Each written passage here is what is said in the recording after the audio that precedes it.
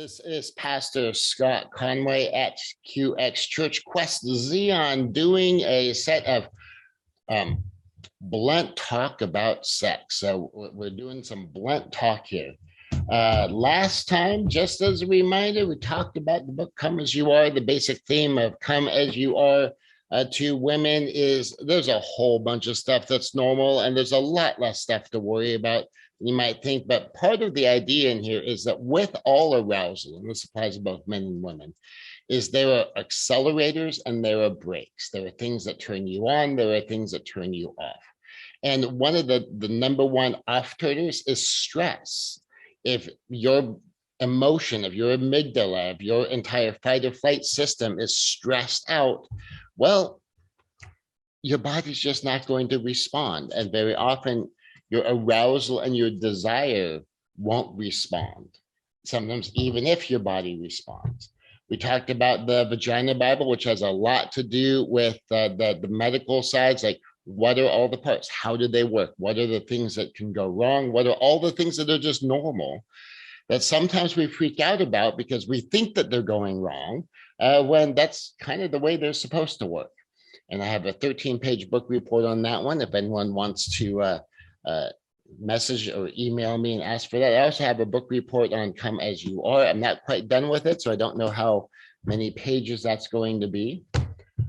We talked about a little bit about Intended for Pleasure, which was a book from, I didn't even look up to see when this one was published, but this was copyright 1977, and this revised, the revised, updated, and expanded edition was from 1981. And so this kind of shows you in my early Christian walk when I was dealing with sexual issues, where I was getting some of my early information. Then there's The New Joy of Sex, which is mostly about mechanics, mostly, not entirely. And this one was a gourmet guide to lovemaking for the 90s. So considerably updated from this one from the 80s, this one from the 90s. I admit I picked this one up used, so this was probably, I got it post 90s, but just good things to start to explore the things and see what is the range of normal.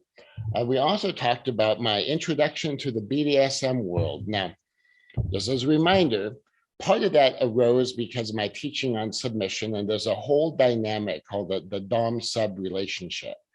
And so bondage, dominance, and sadomasochism is what BDSM stands for.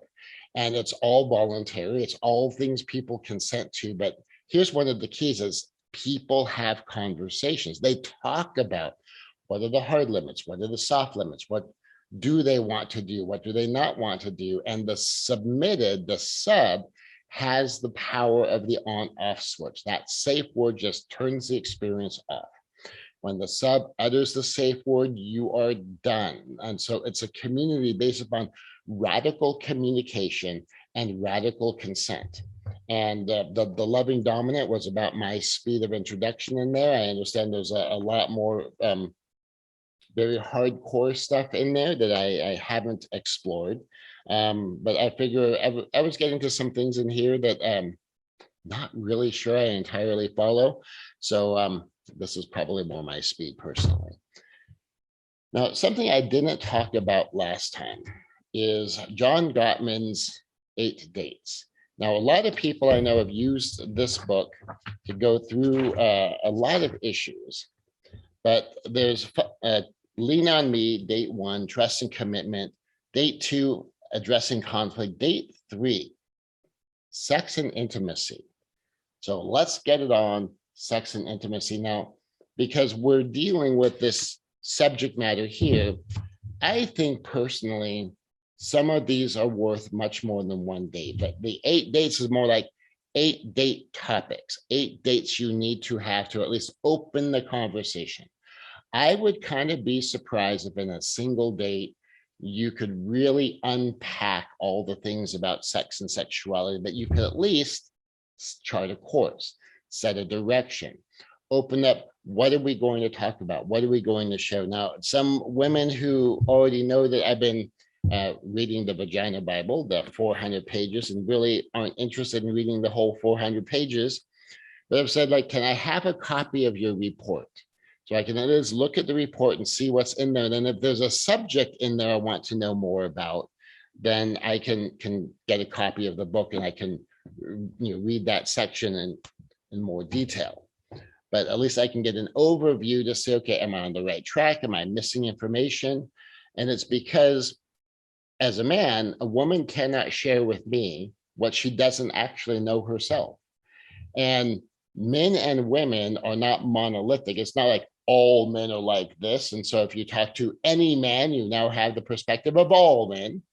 And it's also not like if you talk to any woman, you now have the perspective of all women.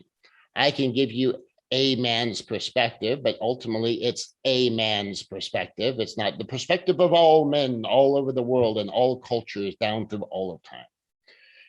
And it's the same thing with women, that men and women differ more from one another than they differ, or from within themselves than they differ with the opposite sex. So when you look at, we'll use height as an example. You have how big and strong and heavy women are, and you have how big and strong and heavy men are.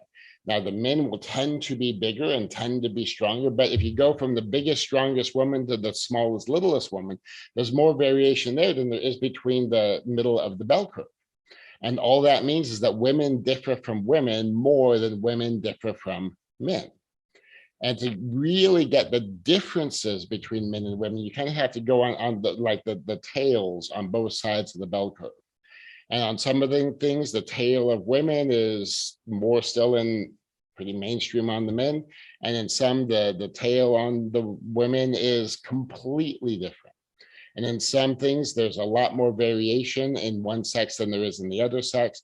But the point being is, if you go to the top quartile, the top 25% and the bottom 25% on pretty much anything we measure, the top and bottom 25% of women, the top and bottom 25% of men are more likely to differ from another than the middle of the bell curve between men and women. So just keep that in mind on all issues. And as we're talking about sex and sexuality, it's the same thing here. So when people say, well, women really just aren't interested in that. It's like, well, the middle of the bell curve of women might be less interested in that than the middle of the bell curve men. But there's a whole range of expression. Now, on this talk this week, I'm going to explore some things I introduced kind of in my quick run through it fast overview I did last time. And some of the things I'm going to linger in, some of the things are questions that were brought up that I think are worth addressing.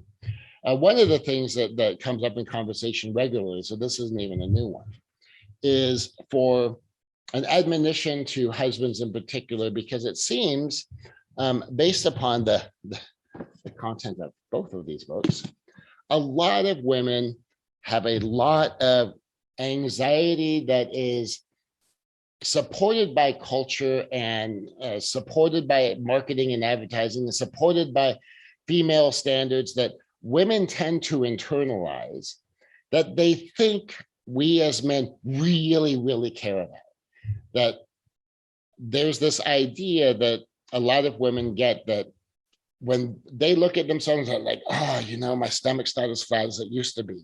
Oh, I have these stretch marks from when I had the babies. Or my breasts aren't as perky as they were when I was in college.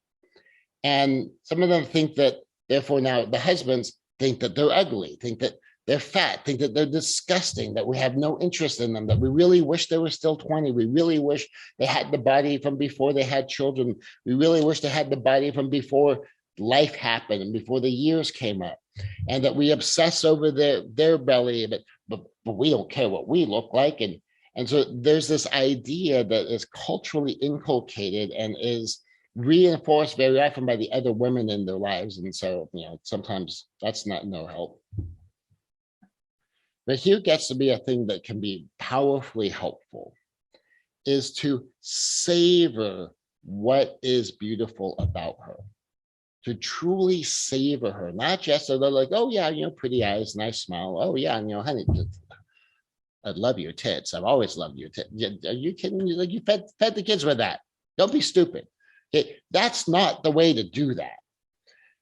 Savor what's beautiful about her, like almost as if you are in awe, as you are enjoying a beautiful piece of art.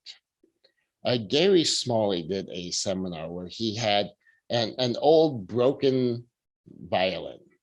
And he was showing people the old broken violin. And, the audience is going, okay, so like he's using this as an illustration of something. Where is he going with this? As he's kind of talking about this old broken violin. It's like, is he saying like, we're old broken violins? Where's he going with this? And then he tells us it's a Stradivarius. And even in its broken state, it's $150,000 Stradivarius.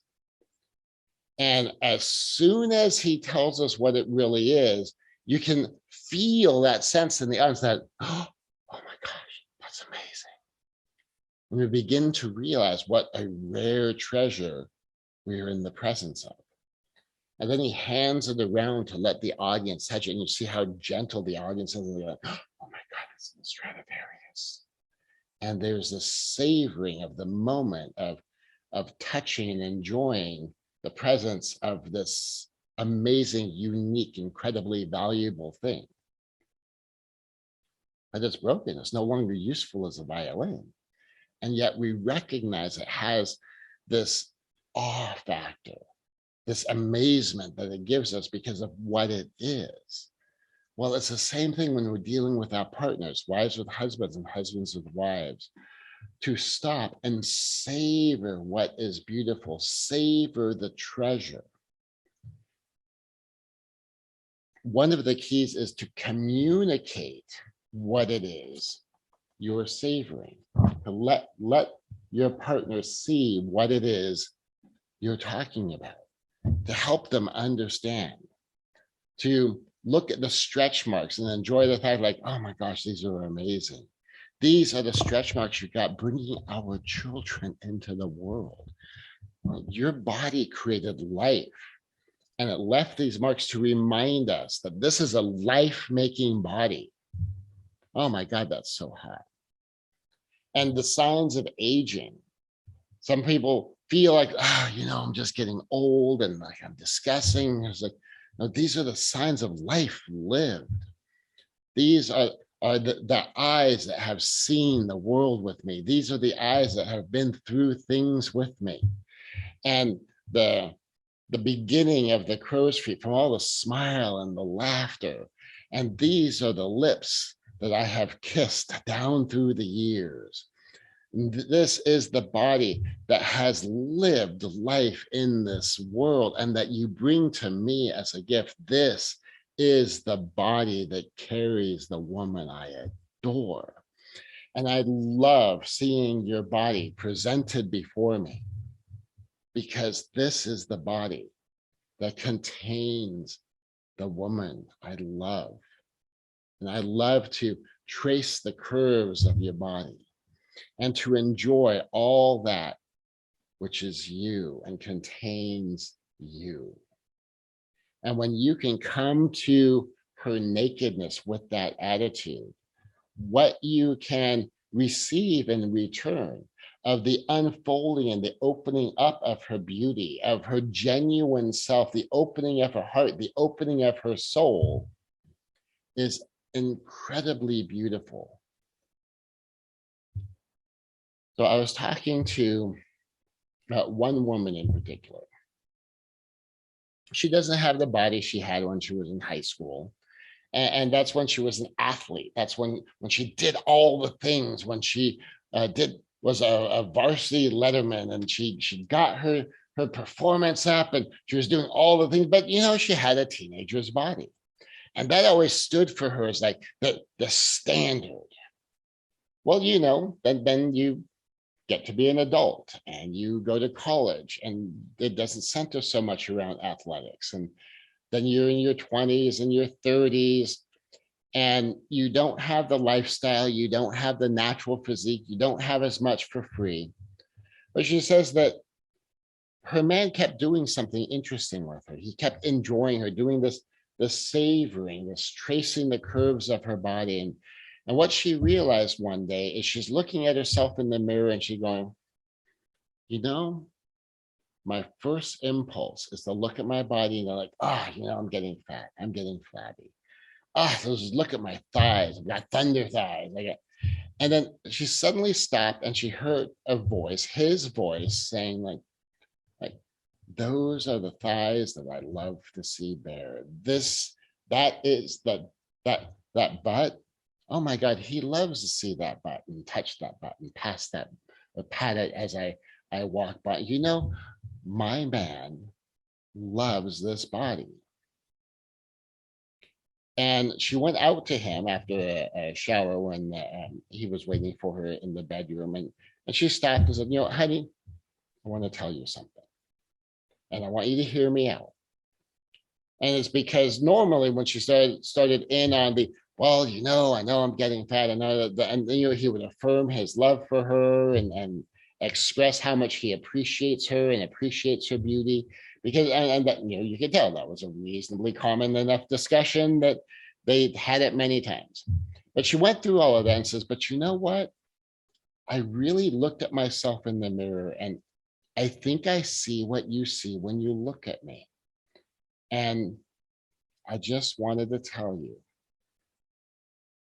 And she undid her towel and she flung her towel to the side. I trust your appreciation of my body. Now, he knew he loved her and she loved him. She believed him when he said stuff. But she didn't really trust it. Inside herself, inside her own heart, inside her own mind, she kept arguing with him. She didn't say it out loud, but inside she's going, yeah, you're a husband. What else are you going to say? But when she really believed, when she really internalized that, when she looked at herself through his eyes and said, I think that's what he sees. He sees the woman he lives life with. He sees the container of the woman he loves. I am beautiful. I really am. I'm not 17-year-old high school senior beautiful, but I'm pretty okay for a 40-year-old. And if I show up with all of the love, who I am inside for him, that really is beautiful. And that was a transformational moment for them. And note, it wasn't about love. It wasn't even about adoring. It was about trust. And that trust is a huge, huge part of sex and sexuality. Sometimes you get one shot to open a soul or to close a heart forever. Sometimes. And that if you want another shot, you might not even know there was one and you lost it. But if you find out, you might get another one. But it doesn't typically just get handed to you. Normally, it begins to unfold and it ends up being a big deal. Let me give you an example. So there was a married couple and, prim, proper, good Christian couple. And he, however, was the prim, proper, gentlemanly, the exact kind of respectable sort of man that you might like. She, however, was into some really, really kinky stuff. Some of the ideas of I just lost the name of the book. 50 Shades of Grey. That series, to her, that was kind of hot. The idea of like all of the toys and all of the play and all of the kink and it's like, we're about to be married. So now we can try all of these like really interesting kind of hot, sexy things. And that really didn't work for him. To him, that was kind of dirty, filthy, slutty, disgusting stuff. And they got divorced pretty quickly. But here gets to be where this is that one shot to open the soul or close the heart forever. I personally think that couple should probably have been having some more open discussions about sex. I think part of what she did wrong in this particular story is that she wasn't having the open conversations about what she thought sex was and how, what was sexy to her and what was interesting to her.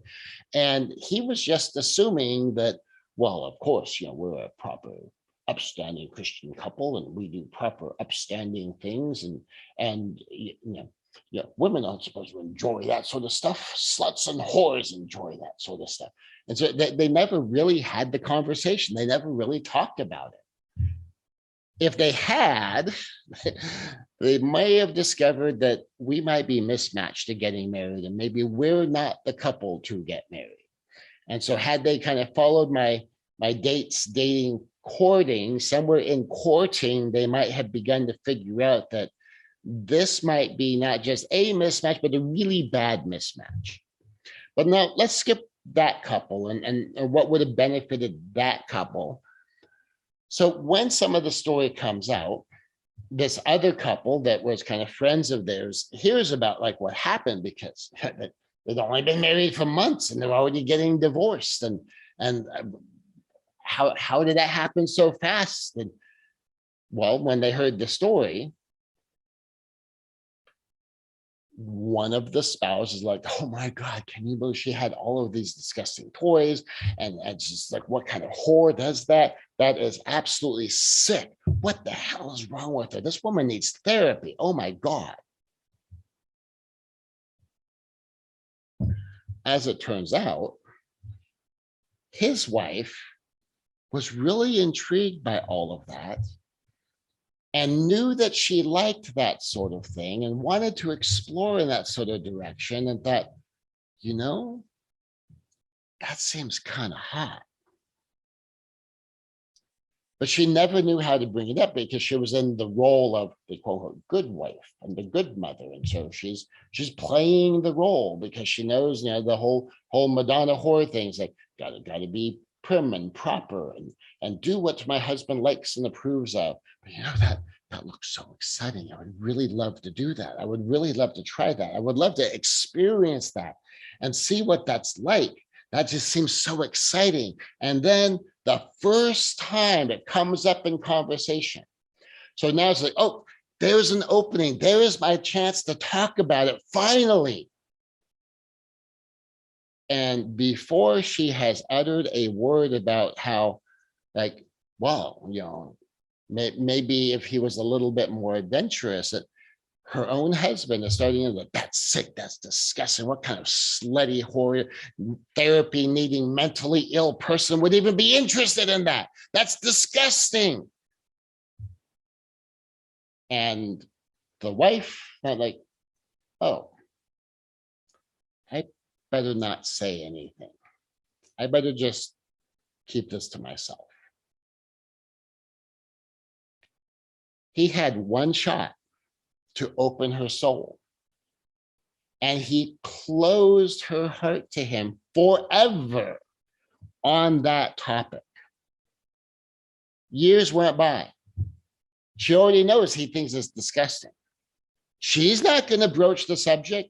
She's not going to open up that part of herself. She's not going to take the chance to be regarded as that slutty, disgusting whore, that mentally ill woman that needs therapy, because what kind of sick person would even think of such a thing? But inside her heart, she's going, but that's who I am. That's a big part of who I am. That's, if I had a lover that wanted to explore, that how I phrase it, this isn't necessarily how she phrased it, the outer boundaries of my pleasure, to experience this kind of sensual adventure and the intimacy of our marriage. I would like to do that. but I can't because my husband thinks I'm disgusting. He doesn't know that it's me he thinks is disgusting, but this is true about me. And he says that a woman for whom that's true is sick, is disgusting, is a whore, is a hooker, is a slut. And I don't want my husband to forever look at me like that's who I am. I already know that's what he thinks. But if he knew that's what he thinks of who I am. And it's not even the, keeping secrets of things you've done. I mean, I know a lot of people that keep secrets of things that they've done, but something that feels so fundamental to who you are that you feel like in order to be loved, in order to be respected, I have to hide what I would love to explore with my husband, what I would love to explore with my wife. So one of the things you have to learn to do is how to be judgment free. Now, had he responded with like, okay, I can see how that would be a huge mismatch, because if she wants to do that and he thinks that's disgusting, I can see why that would become a divorce level issue for them. And I have to admit for myself, I don't understand it. I don't know that much about it, so I don't know enough to understand it. But I don't understand what it is that's so appealing about that for so many people, because obviously people do that. Obviously, a lot of women are curious, at least curious about it, because of how popular that whole book series was. But I don't get it. It doesn't make sense to me. I wonder what she found so intriguing about it. Had that been the discussion, that could have begun a path of like, well, I may not know for myself, but from what I hear, which is a very low level entry point into the discussion. Now, what she's sharing from what she hears might be little slivers she feels might be the safest pieces to present, just to see what his reaction is.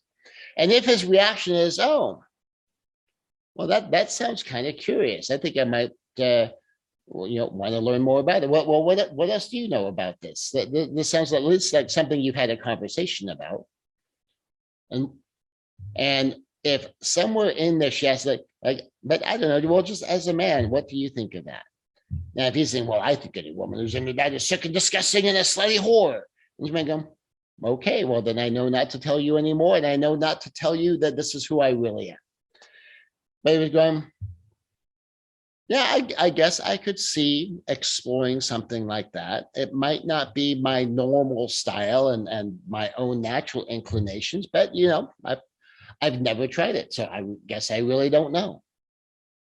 Not something that would have necessarily occurred to me. And she realized that, okay, so it might be safe to go just this far. And she could say like, well, I thought it would be kind of fun sometimes to, like, you know how sometimes women like to be held down, but we like to know we're safe. We like to be held down by a man that we trust. So it's not like it's a rape fantasy, but it's a power fantasy. We want to know that we are submitted to a man who's taking care of us. And so, sometimes that's just fun to just be held down when we're having sex. And that could be the bare introduction going, oh yeah, remember we used to do that when we were younger. So does that still sound intriguing to you? Because yeah, that would be probably kind of fun throwback. And one step gets taken in that direction. And it might be a while, like the wife who finally trusted her husband's appreciation of her no longer teenage, high school athlete hard body. And she trusted his heart so that she could, instead of being all covered up, coming to him and, sex under the covers in the dark kind of thing, and just present her nakedness to him for his pleasure. That if the trust begins to unfold and then she feels step by step as she feels safer and safer, she can allow herself to unveil the range of her own sexuality and the things that might interest her. And that, and if you know, if she has an interest in, the stuff out of the Loving Dominant book, and she wants to be, cuffed, and she wants to be, beat with a crop, and she wants, some of the stuff in here that maybe I don't entirely follow. Like I don't know what that is, but hey, wax play was one. And some of the things, as you explore these things, as you take them step by step. Like for instance, one of the things I learned in the book, The Loving Dominant, about wax play is there's different waxes. Now, because I've never thought about candles in terms of dripping wax on a human being, it has never been relevant what the melting point of wax is. But there are some waxes that melt hot, and if you drip those on human skin, it will burn. And there's other waxes that have a much lower melting point, and if you drip that on human skin, it's hot, but it doesn't burn. And so if you're going to do that kind of candle play, wax play, you need the right kind of candles. Well, admittedly, that wouldn't have occurred to me, but there was some scene in some movie a long time ago. I remember hearing about it, but I don't have a picture in my head of seeing it, so I probably didn't see the movie. But it had to do with dripping hot wax on her body, his body. I don't remember that part of the story.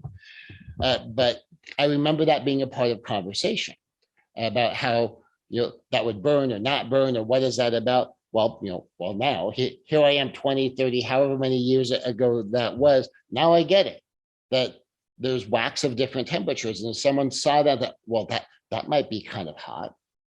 It's like, well, if you use the wrong kind of candle, that'll be too hot, the wrong kind of hot. But if you get the right kind of candles, well, then that could be that erotic sensation on the body, kind of erotic hot. And so you have some of these things that might require some learning, might require some consideration, might require exploring some bits just one step at a time. Now, I have a view that says there are some things you just do not do until you're sure. And the do not do until you're sure, commonly, at least for me, is the things that begin to involve other people. And especially if they involve other people that you're going to know and continue to see again.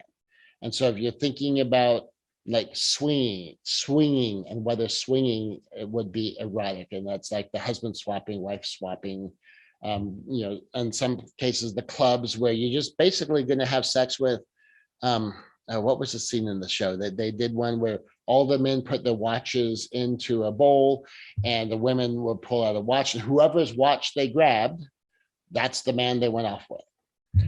And that's something I think, don't do something like that until you're sure, because there's some things that once you've done it, it can't be backed out of, and it involves now other people. And so threesome stuff, swinging stuff, now admittedly, that's one of those areas I don't know a lot about that community. And if that's your community, exercise your own good judgment. But for stepping into it, if that's not your community and you're just walking into it, some of these things I think need to be considered. I don't know if there's like a light version, a step-by-step version you could do that moves in that direction. But I will tell you, there have been some people who have stepped into that community and found that they really don't like it, that it's not to their tastes. Now, in particular, jealousy arises. So in the example that was brought to my attention was the husband was kind of pressuring the wife into doing the swinging community. Well, apparently, and this is kind of, I have to make some assumptions based upon reactions, he liked the idea of, well, I can go running around and I can play with whatever woman I want. I get to have my variety. And my suspicion is that he kind of was figuring that she really wasn't going to participate because it's like totally not her thing. But by the time, her husband's heading off with the third woman, she's thinking, okay, I guess I'll give it a try. And so she heads off to a room with the man, and the husband freaks. Clearly, he was not ready for the idea of him, or he was ready for the idea of him running around having sex with other women, but he was not prepared for his wife to be having sex with another man. So some things do not do until you're sure. There's a package deal with a whole bunch of these things that sometimes cannot be undone. There was a movie a while ago, Robert Redford, Demi Moore, and Harrelson. And it's an indecent proposal. And part of it was the rich guy played by Robert Redford was going to pay Demi Moore, or pay the couple, $1 million for one night. And that ended up being a marriage breaking thing. Now, ultimately, they got back together at the end, or at least that's implied. But you get some of these things where there's a reality to it that some people simply are not prepared for. And so, and some things do not do until you're sure.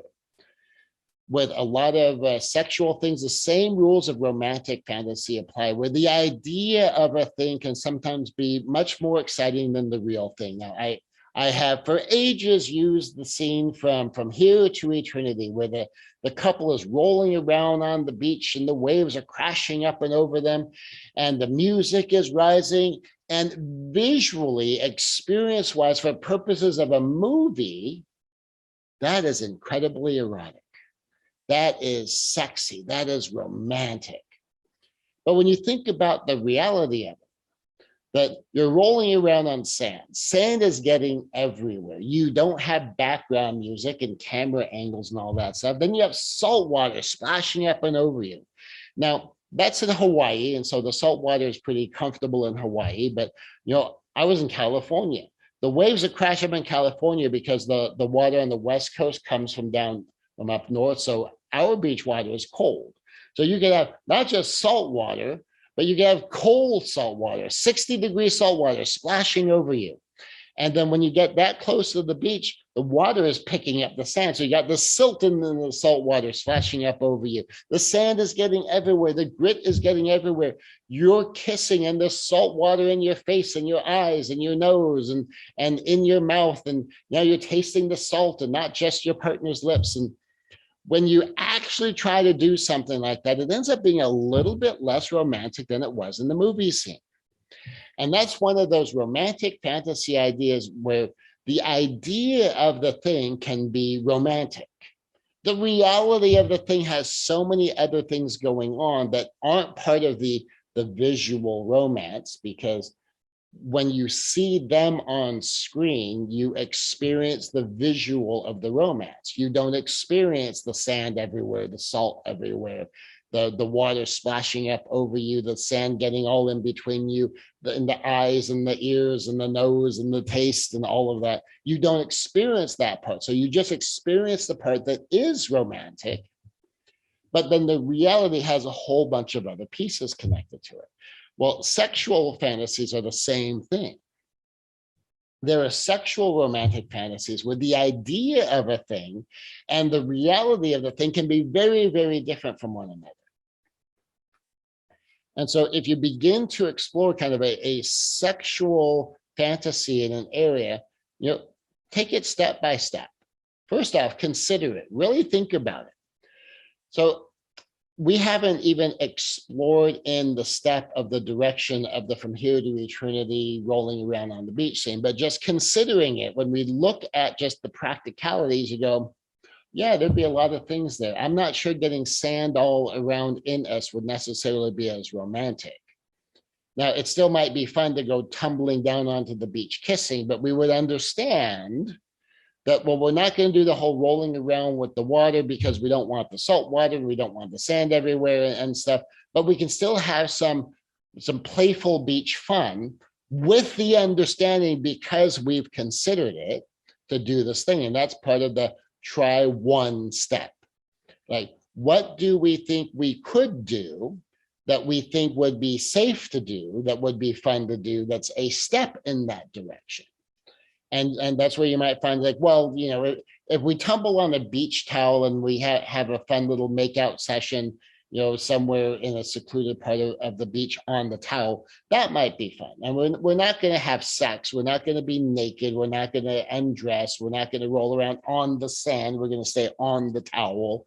And we still get the experience of the beach and the sound of the rolling waves in someplace, private, out of the way, where there's not a lot of people. But then, if someone comes up and they see a married couple kissing on a beach towel on the beach, we're not going to be mortified or anything by that. So, it might be public display of affection a bit, but I'm okay with that. And we'll try that one step.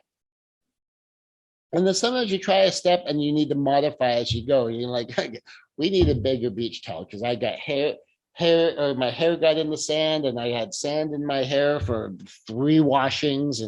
And so maybe a bigger beach towel. If we're going to do stuff like that, let's get a bigger beach towel. And maybe if we have more privacy, we can then fool around a little bit higher level. Still going to keep all the bottom stuff down because we don't want to get sand and stuff that where sand's going to go in places we don't want sand going, because if sand gets on his penis and then sand gets in her vagina, that could be bad. And that could be a problem for a while. And especially if you're sandpapering her clit area, probably not pleasurable anymore. And although, hey, if someone wants to try that, by all means try that. But just understand that when you do some of those things, you could be making a multi-day sacrifice while it takes time to clear things up and clean things up. And so you try one step, you modify as you go.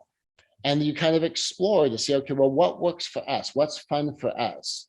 You might decide like, well, part of what was fun was the thing of like the idea of being caught, even though it's not like, we were doing anything that being caught would be bad about, but just the idea of like, well, someone could see us. Or for some people, it's like, you're just thinking that all of them were looking at us. It's exciting. Well, what's mortifying for one person could have been exciting for the other person. For one person, it was the idea of someone might see. For the other one, the exciting part was someone is seeing. And then you explore that and you talk about that and you figure out, okay, what in the adventure isn't fun? What in the adventure do you want to do more of? What in the adventure do you want to do less of? What do you want to say like, well, for me, like, I'm glad we checked it out so I could find out for sure myself that really isn't my speed. Maybe we can go this much of that I'm good with. That was fun. That was kind of exciting. When we crossed over that line, not as much fun. I would like to back up on that one. But then here gets to be the thing. If you feel like you're taking stuff away, but there's a huge array of things that you can do, not having everything can be okay. You think about this as a buffet. If I go, one of my favorite buffets has always been the buffet at the Wynn in Las Vegas. Haven't been for a while, I admit, but love the buffet. And so if you go to this vast buffet and you're looking at all of the things here and someone says, I really don't like that, you can take that away. But I love all of this too. Even if they take away something that you love, but there's a whole bunch of other stuff that you love, that's still a good buffet. So say if you love their prime rib and you love their steak and you love their filet and you love their fish and they take one of them away. Well, you'll just have some of the other ones and you will have a very robust, varied meal with a whole bunch of stuff that you love. And you can be thoroughly satisfied with a very satisfying meal, because instead of having 8 meats that you love, they only have 6 meats that you love, but they took 2 of the things you really liked away, but they still have 6 that you really like. You are still going to be full, satisfied, and fulfilled with an incredibly tasty meal. Well, you do the same thing with your sexual romantic fantasy. If the buffet is varied enough, it doesn't matter that not every single thing is there every single time. What matters is you craft a selection of this breadth of experience that you are allowing yourselves to share with one another. And on some things, you might build up to it step by step, where the idea of a thing, you're like, well, you're interested, I don't really care. I don't know enough to know what kind of opinion I have. Like a big one that comes up, and I even talked about this in my awesome sex program. And I will tell you, my view on this has changed. But as a result of conversations that arose after that program was issued, I have more information to go from. And so here gets to be part of it. First off, sex from behind and anal are two different things. That part's in the program. Some people have like, oh, but I love anal, and what they mean is that they love sex from behind, what you might call doggy style. But because how often we don't really talk about this stuff, but she thought like sex from behind equaled anal. And of course, what anal is when the penis is inserted into the anus. And so instead of put the penis in the place you bleed out of, you're putting the penis in the place that you poo out of. And so some of like have this initial reaction like, ew, and others have the reaction like, huh. But here gets to be the thing. Almost every woman that I've talked to says like, that's painful. No. Until more recently, we go like, oh, well, if a woman thinks it's painful, it's because one, she's doing it wrong, and two, she didn't get properly stretched beforehand. Which of course then leads to conversations, because this is one of the subjects I teach about. So therefore, conversations ensue. But here's part of what it boils down to is, if you want to try anal play and you are open to it with a partner who wants to be the penetrator, is start with small steps. Now, this is something some people, and I admit I was in the category I did not know. There are anal plugs of varying sizes. And so anal sex isn't something you just jump in and do. Anal sex is typically something you would work your way up to. At the very least, you would find out what it will take to work your way up. And there's a series, and I don't know exactly how many are in the series, 3 or 4 or something, before you get into something the size of an actual penis. And you start small. And then one of the other keys is lots of lube. And so like there was a man who thought like there's this thing of pegging, and he was wondering like, well, what is that like on the other side? Well, he's heterosexual, not homosexual. You're still curious. And so there's a thing called pegging, where basically she takes something and she puts it in, and he's going, okay, that was really painful. Not interested. I was curious, but not interested. Well, part of it's the lube problem, because the vagina self-lubricates, the anus doesn't. And so if you're going to do any anal play, you need lots and lots and lots of lube, like too much lube. And if you think about it, okay, that's enough, assume the answer is no, and then do more. Now, admittedly, I don't have the direct experience of this progression, so I'm going by information. And so if I'm missing information, and if this is a process that you've already done and you're going, okay, he's better in this direction than he was before, but he's missing some stuff, I understand. I may be missing some stuff. But for those of us who might be interested in exploring in that direction and have not yet done that, there's steps that can be taken. And anal play can be a lot of fun. Now, if you're doing like mouth to anus, and there's phrases used about that I don't think I'll probably use because of where this video is going to be posted, but there's something called a dental dam, which is basically it's a thin piece of like stretchable fabric that is so thin that you still get all your sensation through it. And so if you don't want the contact because it feels dirty, well, then that's a way to do that orally. When you're playing with your toys, nothing that goes in the anus goes in the vagina afterwards. That everything goes, anus gets cleaned up thoroughly first before it goes in any other hole. Now, I have an understanding that in pornography, you see that done differently. I don't know what precautions they might take to do that. I don't know what pre-cleanings they might take to do that, but just assume that whatever that is, that's not real. Don't do it that way. I mean, the actors might be really doing it. The they're professionals doing a thing for show. I have no idea what risks they're taking. I have no idea what precautions they're taking. But just assume if it's gone up the butt, it doesn't go in any other hole until things have been thoroughly cleaned. So just understand that it's just as a hygiene matter. And you get some of that information from medical level books like this one. So but there's a step-by-step thing. So imagine if there's, say, 3 steps pre-penetration. Like, well, then lots of lube in the small plug, and see how you enjoy that. I have heard, and I don't know this from, of course, any actual experience, but some women have expressed that having vaginal sex with an anal plug in gives a different sensation, and some women really like that. Exactly what the change in the sensation is, I'm not 100% sure. One of the women described it as it's like pushing the penis up toward the G spot. And the G spot on a woman is actually not a spot necessarily in the vagina, although it's often discussed that way.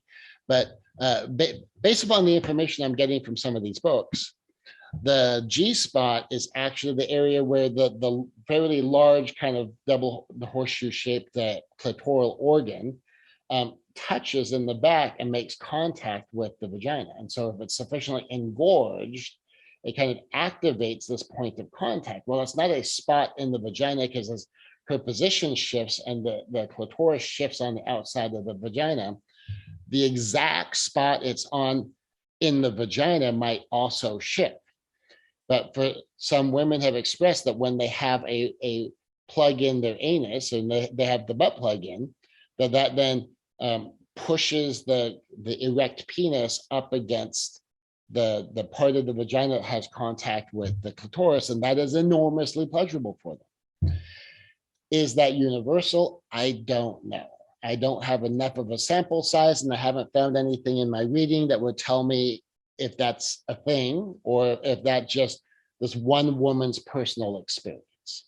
So I don't know, but that might be something someone might go, that might be worth trying to find out, because then that could be a way to like open up anal play as more of a thing. And if that makes it more fun for the woman, and it all puts the whole experience together differently. And so when you get all of these things kind of beginning to come together, the step by step, the consider something, try one step, because someone might do that. It's like, okay, no, absolutely not, totally not working for me. Can't modify with more lube. That's just totally not working for me. Or sometimes it might be, it's like, okay, I would kind of need to be thoroughly cleaned out inside, like, laxative cleaned out, or I'm thinking the fiber cleaned out, magnesium citrate cleaned out, to feel comfortable, anything kind of coming up. So good anal play for me might require like a whole day of preparation if that's something we're going to do on a gourmet lovemaking session. One last thing to wrap up with is refractory periods. I'm going to probably spend more time on toys than another one, but when a man has sex, there's a refractory period. Now, sometimes when men are young, teens and 20s, and their testosterone's at a peak, and you have this whole awakening sense of sexuality, the refractory periods can sometimes be very, very short, sometimes just minutes. The older you get, the longer they tend to last. I am told that in older men my age and older, it can literally be days before our body is physically ready to go. Women also have refractory periods, but they tend to be very short. But just as sometimes a man might have a days long refractory period, a woman could have a much longer one where just her clitoris is so stimulated that she's so done that it would be painful to continue. It's uncomfortable to continue. And in that case, well, that's great, then don't continue. But a lot of women are ready to go again and interested in going again, and he just can't. But then here's the thing for us men, and particularly for men of a certain age, as I indicate myself here, if my sex game is based upon my body's ability to perform. And if after my penis is done with its erection, all I've got left is I can maybe do some finger play, I can do oral, I can do, just a handful of things there that may or may not be entirely satisfying, or I might be tired, and so it's hard for me to keep on going, because part of that refractory period, if I've had a full body orgasm as part of the ejaculation, I might be spent. I might be able to muster some energy and not just fall asleep, but performing something might be a challenge. But here gets to be one of the curious things. If toys are part of our play, I could then grab her favorite vibrator. I could, grab a dildo, whatever other toy. There are more toys available than if I sat down without looking at a catalog and says, okay, if I was going to come up with a series of toys, there's stuff available I would not have thought of. And if I have developed any kind of talent or skill with these toys as how they affect her body, then I'm not nearly done. Because I might be spent physically, but I can still use a vibrator on her. I can still caress her and be tracing the curves of her body and kissing her and being attentive to her nipples and her breasts with my mouth and my attention and my words, while using a vibrator on her clit until she has an orgasm or another orgasm, or until she feels spent. And if my game doesn't stop with my own body, because we have explored toys together, and that my use of the toys and the expansiveness of my sexual repertoire, just like the expansiveness of my romantic repertoire, allows me more options, then me coming isn't finished. And I have often heard of the man's ejaculation as being finished. Like, that was the goal. The goal has been accomplished, and now it's over. But sex is an experience. It includes the penis and vagina, the penetration stuff, sexuality, all the things that are more on the sexual but not penetration, and sensuality of all the sensual experiences you can have. Having a breadth of options allows for the creating of experiences with one another. Just like having romantic options creates a breadth of romantic opportunities. If all I have is one restaurant and a one-screen movie theater, and that's my go-to date, and that's the only date I do every single time, and we know every other week we're going to go see whatever movie is playing, we're going to go to the exact same restaurant, we're going to have the exact same meal, and we're going to go home. That's not a big breadth of romance. And if we know, oh, it's an anniversary, well, then we know we're going to go to the movie theater, we know we're going to go to the restaurant, we're going to have our usual meal, and then we're going to go home. There's no romantic variety. But if you have 1,000 different things you can do, maybe you have 10 different restaurant options, and you have 10 different entertainment options that might include movie theaters and plays and shows, and or walks in the park, and you have 10 different drives you can take, and now you got 1,000 options, because now you can start mixing and matching and putting these together in all sorts of interesting ways. And we're doing the same thing sexually, so that, especially for those of us with aging bodies, that we expand our bedroom game so that we can bring an abundance of gourmet pleasure to our lady. And this is something that we do together as partners, and that we go explore, and we consider, something might be sexual fantasy, and that the reality just isn't the same, but we consider, we try one step, we modify, we explore, we adventure, we create this opportunity for variety. And we savor our sexual relationship as we savor one another. And so I hope that this continues to be helpful. And if I get more comments and more questions, we'll do at least one more of these before we launch into the awesome sex lessons. Keeping in mind, as much as there's a ton of great information there, I mean, that is still a course I would rely on. I might now produce a upper level course like Advanced Awesome Sex, but what you've got in that course is already expansive and already powerful. And what we did here today is an enhancement on that for married couples in particular, lovers in general, to really go explore the outer boundaries of the joy and the pleasure you can share with one another. This is Pastor Scott Conway at Quest Xian. Blessings to you.